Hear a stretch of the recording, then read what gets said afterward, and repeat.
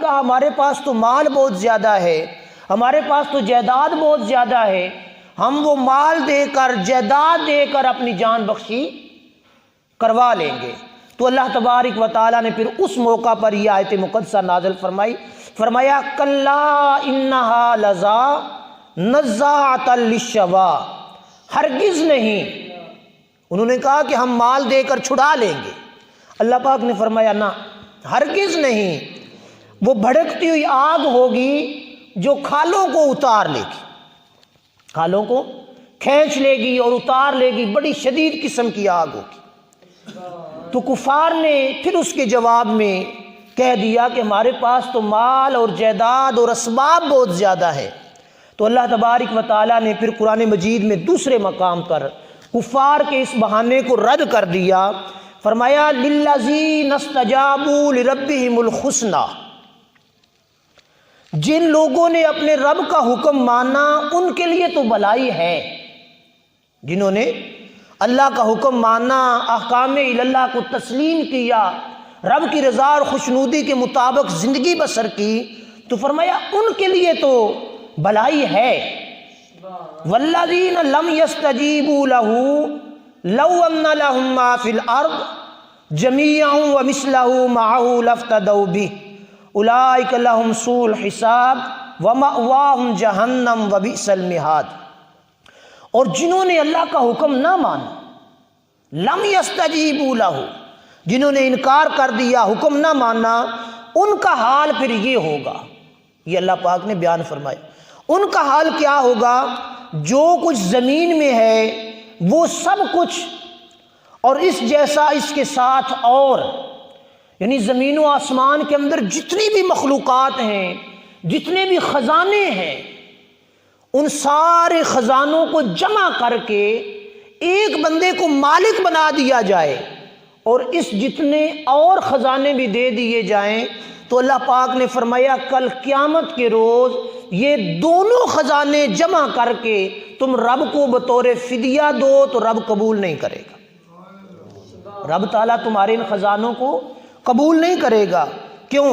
اولئک لہم سوء الحساب ومأواہم جہنم وبئس المہاد، ان کے لیے بڑا عذاب ہوگا۔ کیوں عذاب ہوگا؟ کیوں؟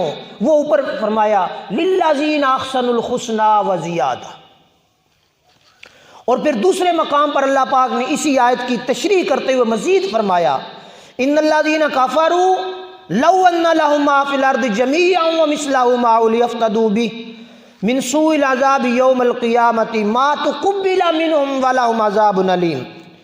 اور بے شک اگر کافر لوگ زمین میں جو کچھ ہے سب کچھ اور اس کے برابر بھی اللہ کی بارگاہ میں فدیہ پیش کریں گے تو عذاب سے چھٹکارا نہیں ملے گا۔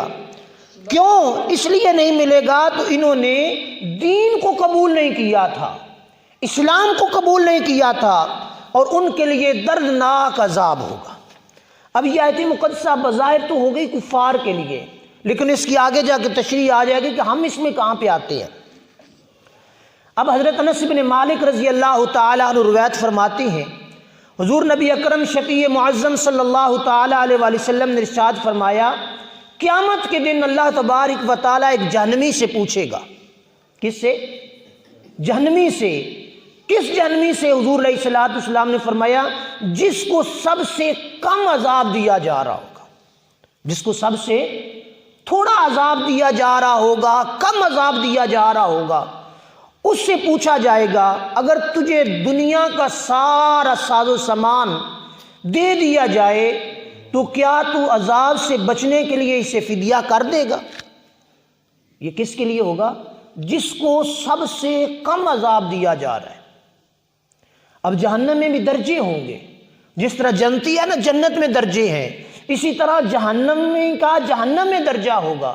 کوئی جہنم کے نچلے طبقے میں، کوئی اس سے اوپر، کوئی اس سے اوپر، کوئی اس سے اوپر، کسی کو تھوڑی سی جہنم کی آگ چھوئے گی، کسی کو زیادہ چھوئے گی، کسی کو اور زیادہ، اور کوئی پھر جو ہے وہ بڑا شدید اس کا عذاب ہوگا۔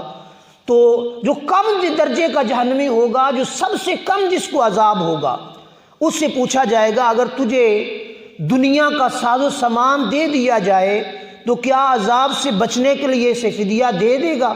وہ عرض کرے گا ہاں، تو اللہ تبارک و تعالیٰ اس وقت فرمائے گا، یہ بڑی قابل توجہ چیز، اس وقت فرمائے گا جب وہ کہے گا نا یہ دنیا ساری اگر مجھے دے دی جائے، میں اس کو فدیہ دے کے اپنی جان چھڑا لوں، تو اللہ تبارک و تعالیٰ پھر فرمائے گا، کیا فرمائے گا؟ حضور علیہ الصلوۃ والسلام نے فرمایا، اللہ فرمائے گا